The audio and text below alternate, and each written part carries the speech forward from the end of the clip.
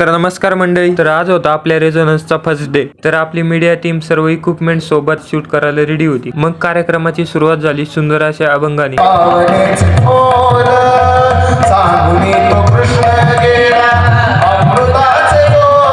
मग त्यानंतर दीप प्रज्वलन झाले।